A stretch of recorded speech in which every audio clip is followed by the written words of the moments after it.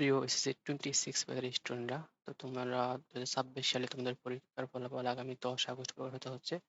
তো পরীক্ষার রেজাল্ট নিয়ে একটি গুরুত্বপূর্ণ আপডেট তথ্য প্রকাশিত হয়েছে। তো চলুন আমরা সেই আপডেট তথ্যটা দেখে নিই। তো তোমাদের পরীক্ষার ফলাফল দেখার জন্য শিক্ষা মন্ত্রণালয় একটি নোটিশ প্রকাশ করেছে, যেখানে তোমাদের প্রথমে তোমাদের স্কুল থেকে কিভাবে তোমরা ফলাফল বা তোমাদের স্কুলের স্যাররা কিভাবে ফলাফল ডাউনলোড করবে তাদের জন্য বোর্ড কর্তৃক এই ওয়েবসাইটে গিয়ে ভিজিট করতে হবে, এবং এখান থেকে তোমাদের স্যাররা তোমাদের ডাউনলোড করবে এবং তোমরা স্কুলে গিয়ে তোমাদের ফলাফল দেখতে পাবা।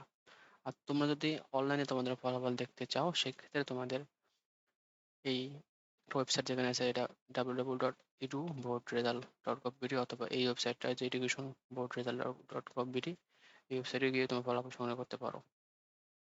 আর অনেকেই সার্ভার জাম থাকার কারণে অনলাইনে রেজাল্ট দেখতে পারে না। তারা কি করবে, তারা হচ্ছে এসএমএস এর মাধ্যমে পরীক্ষার ফলাফল দেখতে পাবে। তো এসএমএস এর মাধ্যমে পরীক্ষার ফলাফল দেখার জন্য আমাদেরকে 16140 বা 16 নাম্বারে এসএমএস প্রেরণ করে সেখানে তোমাদের এসএসসি লিখতে হবে। এরপর স্পেস দিয়ে তোমাদের বোর্ডের প্রথম 3 অক্ষর স্পেস দিয়ে তোমাদের রোল নাম্বার আবার স্পেস দিয়ে তোমার পরীক্ষার 3 বছর লিখে 16140 নাম্বারে পাঠিয়ে দিতে হবে।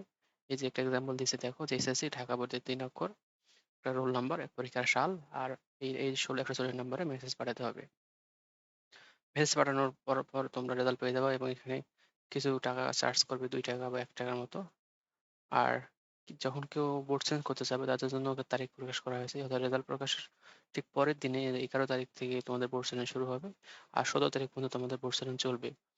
তো তোমাদের যাদের কাঙ্ক্ষিত ফলাফল আসেনি, তারা অবশ্যই এই এই ওয়েবসাইটে গিয়ে বোর্ড সেশন করবা।